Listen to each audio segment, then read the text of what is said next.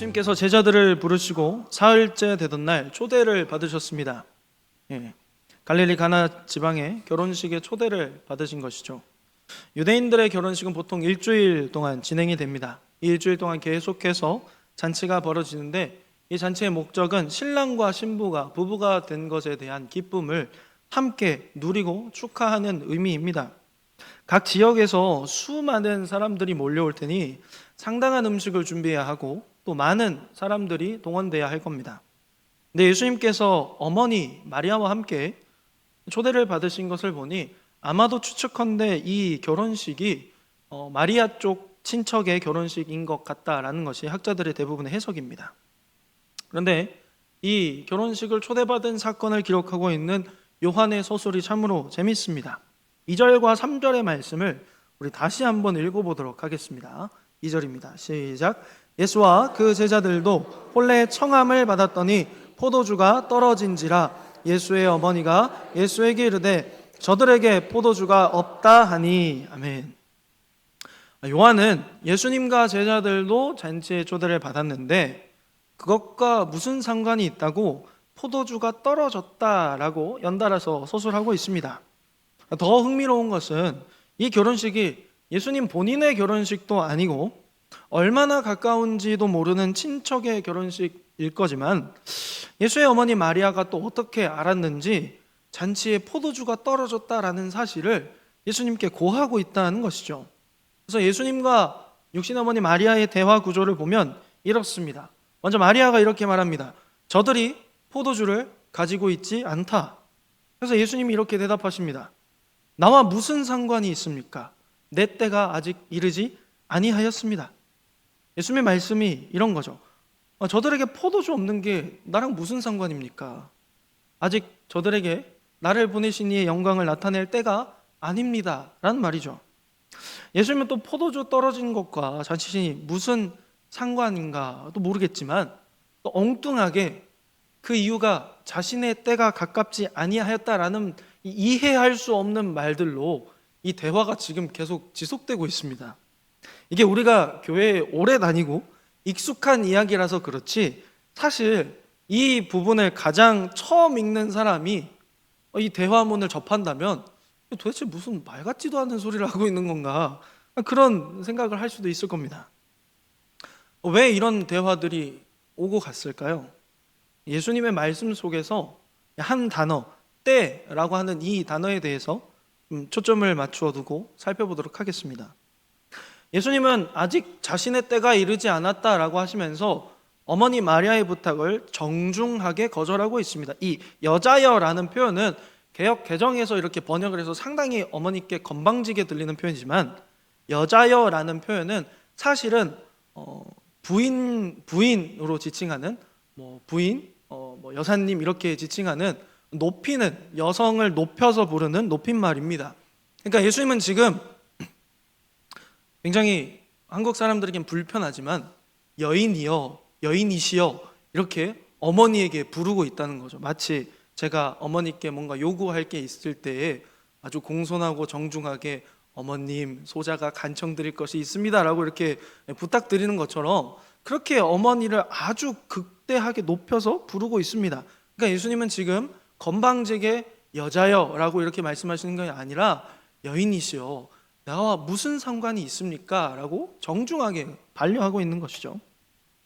다시 목적으로 돌아와서 예수님이 말씀하고 계시는 이 때에 집중하면 이 때가 어떤 때일까요?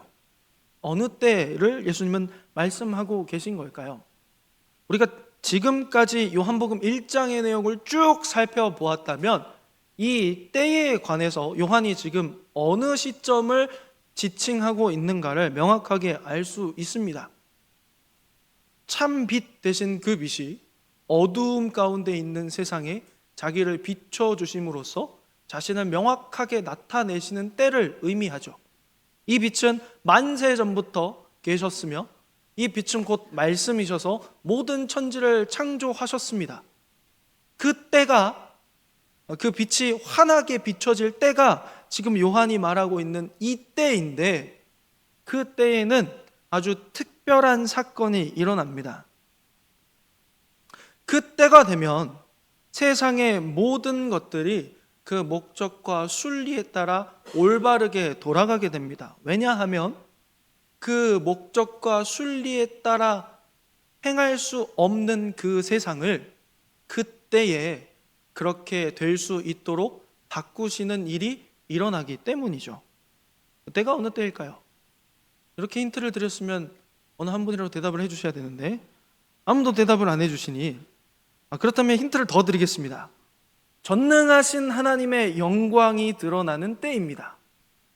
그리고 그때는 죄인을 보시고 너는 내 자녀다 라고 불러주시는 때입니다. 하나님의 은혜가 온 땅에 선포되는 때입니다. 자, 이때는 어느 때일까요? 예, 맞습니다. 구원의 때죠. 그 구원을 어떻게 성취될까요? 그 구원이 예수 그리스도의 십자가로 성취되죠. 예수님이 말씀하시는 그 때가 이 때입니다. 여인이요, 이 포도주 없는 게 나랑 무슨 상관입니까? 아직 내가 세상에 왜 왔는지, 하나님께서 나를 왜 이 땅 가운데 보내셨는지를 명확하게 드러낼 때가 아닙니다. 아직 내가 활동할 때가 아닙니다. 아직 내 능력을 보일 때가 아닙니다. 그 이야기를 하고 계신 겁니다. 왜냐하면 그 일이 일어나기까지 예수님이 이루어 가셔야만 하는 것들이 있습니다. 곧 성경 곳곳에서 하나님께서 인류를 향한 구원을 어떻게 이루어 가실지, 아니 조금 더 확실하게 이야기하면 자신의 택한 백성들을 이 땅에 죄악된 것 가운데서, 사망과 죽음의 권세 가운데서 어떻게 건져내실지를 향하여 말씀하셨던 예언들이 아직 성취되지 않았기 때문이죠.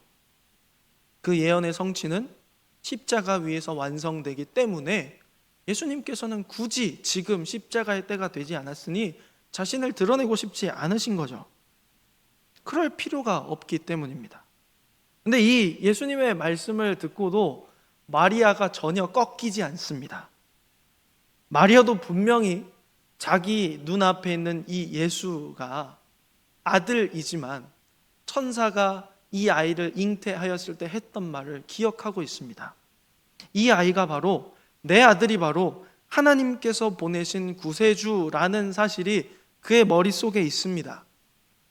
하지만 이어지는 말을 통해서 마리아가 막무가내로 계속해서 그걸 알고 있지만 밀어붙이는 것처럼 우리에게 다가옵니다. 5절 말씀 우리 한번 볼까요? 그의 어머니가 하인들에게 이르되 너희에게 무슨 말씀을 하시든지 그대로 하라 하니라. 아멘. 마리아에게는 이미 전제가 있습니다. 내가 이렇게 말했고 예수가 저렇게 나에게 대답했지만 이제 예수가 뭔가 일을 할 거야. 그래서 마리아가 하인들을 불러서 아랑곳하지 않고 너희들에게 이분이 무슨 말씀을 하시든지 너희들은 그렇게 해라, 그렇게 탁 떠넘겨 버립니다. 그렇기 때문에 우리는 이렇게 물어볼 수 있겠죠. 만약 마리아가 단순히 자기 친척의 결혼식을 망치지 않기 위해서 예수님을 그렇게 강하게 밀어붙인 것이라면 과연 예수님은 우리가 알고 있는 것처럼 거기에 반응하셨을까? 곰곰이 한번 생각해 보시기 바랍니다. 이게 마리아의 친척의 결혼식을 망치지 않기 위한 그 목적으로 마리아가 그렇게 예수님을 밀어붙였다면 전능하신 하나님이신 이 예수님께서 그 마리아의 말에 반응하셨을까요? 예수님은 전능하신 하나님이시고 그리고 동시에 완전하신 인간이시죠. 하나님이시기 때문에 인간인 마리아의 말에 순종하실 필요는 없습니다. 그러나 동시에 마리아는 그 육신의 어머니이기 때문에 아들로서 그 말에 순종해야 합니다. 무엇이 우선될까요? 그렇기 때문에 이 상황 가운데서 마리아가 예수님께 막무가내로 밀어붙이는 것처럼 행동하고 있는 것에 대해서 이것이 옳은가 그른가에 대한 판단이 분명해집니다. 그 옳고 그름의 판단을 우리는 어디에서 해답을 찾아야 할까요? 하나님께로부터 찾아야죠. 하나님께서 마리아의 마음을 완벽하게 주장하셔서 예수님께서 그 영광을 드러내도록 하인들을 불러서 요구하게 하시고 계시다면 이 모든 것들이 완벽하게 맞아떨어집니다. 하나님께서 예수님의 육신의 어머니인 마리아를 통해서 세상을 구원할 구세주로 오신 예수님이 이제 자신을 드러낼 때가 되었다라는 사실을 말씀하고 계신 것이라고 한다면 모든 것들이 착착착착 연결되는 것이죠. 그래서 예수님은 그렇게까지 하는 마리아의 그 반응에 곧바로 이것을 인지하셨습니다. 육신의 어머니 마리아의 말과 행동의 주권이 하나님께로부터 나왔다라는 사실을 이해하고 그 어머니가 부른 하인들에게 곧바로 지시하시는 것이죠. 따라서 아직 자신의 때가 되지 않았지만 부모님의 말씀이기 때문에 억지로 순종했다라는 전통적인 한국 기독교 해석은 틀린 겁니다. 억지가 아닙니다. 하나님의 주권 속에서 모든 것이 이루어지고 있는 것이죠. 하나님의 주권 가운데서 예수님께서 공식적으로 첫 사역을 시작하신 것입니다.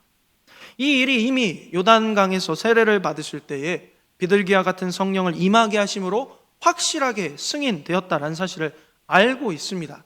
단지 오늘 마리아의 입을 통하여서 한 번 더 그것을 공포하고 계신 것이죠.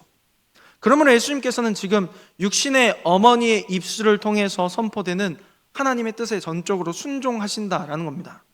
이제 예수님은 그 어머니의 부름 가운데서 나온 하인들에게 자신의 영광을 드러내시기 위한, 자신을 보내신 이의 영광을 드러내시기 위한 것들을 지시하십니다. 6절의 말씀을 함께 읽겠습니다. 거기에 유대인의 정결 예식을 따라 두세 통 드는 돌 항아리 6이 놓였는지라. 아멘. 연회장은 많은 사람들이 모이는 곳입니다. 그래서 거기에 들어가기 위해서는 유대인의 전통 예식에 따라서 입장해야 했습니다. 유대인들은 외출 후에 손과 발을 깨끗이 씻습니다. 왜냐하면 그 유대가 광야, 곧 사막지대이기 때문에 흙먼지가 굉장히 많이 날립니다. 그래서 손과 발이 쉽게 더러워지는 것이죠. 따라서 집 안에 출입할 때 또 음식을 먹을 때 항상 그 손과 발을 깨끗하게 함으로 그렇게 음식을 먹고 출입을 하도록 유대인의 정결 예식이 정해져 있습니다. 이 연회장 안에서 수많은 사람들이 오고 가기 때문에 많은 사람들의 그 쏠리는 것을 방지하기 위해서 돌 항아리 6개를 두었답니다. 그 물통이 돌로 만들어졌으니 어마어마하게 무겁겠죠. 근데 그 용량이 두세 통 든 용량이라고 하니 한 통이 45리터이니까 약 90리터에서 많게는 135리터 정도로 큰 돌 항아리라는 사실을 알 수 있습니다. 모든 것을 정리하자면 그 통에는 물이 엄청나게 많이 들어가고 또 들기에는 엄청나게 무겁다라는 것이죠. 예수님께서는 자신에게 나온 그 하인들에게 돌 항아리 6개가 있는 것을 보시고 거기에 물을 가득 채우라라고 명령하십니다. 그리고 나서 그들이 어기까지 물을 가득 채웠을 때에 이제 그 물을 떠서 연회를 주관하는 시종장에게, 연회장에게 가져다 주라라고 그렇게 명령하십니다. 하인들은 또 그 말에 순종합니다. 하인들은 물을 떠서 연회장에게 가져다 줍니다. 물을 떠서 갔다라는 말은 돌 항아리째 들고 가지 않았다는 말이죠. 근데 많은 사람들이 돌 항아리째로 들고 간 것처럼 이해를 합니다. 하지만 물을 떠서 갖다 주었을 텐데 아무래도 연회를 주관하는 시종장이다 보니 뭔가 포도주 잔이나 포도주 병에 담아서 가져갔을 가능성이 높습니다. 포도주 병에 가져다 주었는데 이 물이 언제 포도주가 됐는지는 아무도 모릅니다. 물 항아리에 있을 때 포도주가 됐는지, 아니면 그것을 떠서 가져다 주었을 때 포도주가 됐는지, 아니면 그것을 따랐을 때 포도주가 되었는지 아무도 모릅니다. 중요한 건 그게 포도주로 바뀌었다는 거죠. 이 물 항아리에서 나온 포도주를 맛보고는 연회장이 그 포도주의 맛을 극찬합니다. 연회를 주관하는 사람이니까 얼마나 많은 결혼식들을 다녀보았겠습니까? 얼마나 많이 결혼식 연회를 주관해 보았겠습니까? 이 연회장의 말을 통하여서 우리가 이스라엘의 그 연회의 전통을 하나 알 수 있는데, 이스라엘의 연회, 그러니까 우리식으로 말하는 피로연 같은 경우에는 특징이 하나 있습니다. 초반 공약이라고 하는 특징이죠. 처음에 질 좋은 최상급의 포도주를 손님들에게 막 뿌립니다. 막 마시고 취하도록 뿌린 다음에 이제 취기가 슬슬 올라와서 이게 하늘인지 땅인지 구별 못하고 해롱해롱 할 때쯤에 이제 질 낮은 포도주를 이렇게 공급해 줍니다. 그러면 이제 그때부터는 술이 술을 먹는다고 하죠. 계속 이게 뭔 맛인지도 모르고 그냥 포도주를 부어라 마셔라 합니다. 그런데 이 연회를 맡은 연회장이 이 포도주 맛을 보더니 깜짝 놀랍니다. 아니, 어떻게 이렇게 좋은 포도주가 아직까지도 남아있을 수가 있냐? 물로 만든 포도주가 맛이 좋다는 겁니까? 안 좋다는 겁니까? 좋다는 겁니다. 혹시 포도주 맛을 아십니까? 저는 잘 모릅니다. 예. 연회장의 말을 계속 살펴보면 사람마다 좋은 포도주를 낸 이후에 사람들이 취하면 낮은 것을 낸답니다. 사람마다 가장 좋은 것을 내어준 다음에 이제 취하면 낮은 것을 내어준답니다. 근데 이 시종장의 말을 통해서 우리가 또 하나 바라볼 수 있는 것이 있는데 그게 바로 인생의 순리입니다, 여러분. 인생을 포도주에 빗댄다면 가장 그 맛이 좋은 시절은 언제일까요? 여러분의 인생 가운데서 가장 반짝반짝 빛나고 윤기가 자르르 흘렀던 그때가 언제입니까? 아, 옛날이요 하는 그때가 맞습니다. 28 청춘이라고도 하죠. 제가 지금 그때입니다. 젊을 때입니다. 많은 사람들이 포도주 하니까 숙성될수록 좋다라고 하는데 아니요. 인생에 비한다면 가장 맛 좋고 가장 영롱하고 찬란하고 향이 좋을 때가 젊을 때이죠. 그런데 젊음이 지나고 나면 어떻습니까? 어느 것도 그 젊음만큼 좋은 것이 없다라는 사실을 깨달아갑니다. 젊었을 때 이뤄놓은 것에 서서히 취해갑니다. 그래서 늙을 때에는 젊었을 때만큼 좋은 것들을 누리지 못해도 그냥 뭐 얼마나 남았다고 그냥 받아들입니다. 질 낮은 포도주와 같이 적당히 타협하고 내가 옛날에는 끝발 좀 날렸었는데 막 이러면서 옛 생각에 취해서 현재를 살아가게 되는 것이죠. 그보다 못한 것들이 있어도 반응하지 않습니다. 그럴 필요를 이제 더 이상 못 느끼는 것이죠. 그런데 오늘 연회장의 반응을 보십시오. 비록 그 가운데 취해 있다 하더라도 아주 탁월한 포도주는 그 취기를 뚫고 자신의 맛을 마음껏 뽐냅니다. 그 취기를 뚫고 내가 가장 좋은 포도주라는 것을 명확하게 드러냅니다. 적당히 취해서 적당히 타협해서 살아가는 인생 속에서도 눈이 번쩍 뜨이게 하는 순간이 있다는 것이죠. 인생의 시기와 상관없이 인생의 한계를 깨뜨리시는 분이 계시기에 그렇습니다. 밍밍한 물과 같이 별 볼 일 없는 인생이라 할지라도 언제나 가장 맛 좋은 포도주로 거듭나게 하시는 분이 계시기 때문에 그렇습니다. 그분이 누구이십니까? 우리 주 예수 그리스도이십니다. 예수님 없는 인생을 예수님과 동행하는 삶과 비교한다면 얼마나 그 인생이 대단한 것을 하고 얼마나 좋은 것을 누리고 있다라고 해도 예수님 동행하는 삶에 발톱만큼, 아니 손톱, 눈곱만큼도 비교할 수 없는 것이죠. 이미 연회장 안에 모든 사람들은 취기가 오를 대로 올랐습니다. 술맛을 구별하지 못하고 연회장조차도 이제는 질 낮은 술이 나와야 할 때라는 걸 알고 있습니다. 그렇지만 예수님이 물로 만드신 포도주는 그들이 취했다 할지라도 단번에 좋은 포도주라는 사실을 드러내게 한다는 것이죠. 그러니까 무엇이 중요할까요? 예수님밖에 없습니다. 우리가 아무리 성경 많이 읽고 노래를 잘 부르고 기도를 청산유수로 한다라고 할지라도 그 사람 속에 예수님이 없으면, 그 중심에 예수님이 없으면 말짱 꽝이라는 것이죠. 하지만 오늘 이 마리아의 말을 한번 들어보시길 바랍니다. 저들에게 포도주가 없다. 저들이 포도주를 가지고 있지 않다.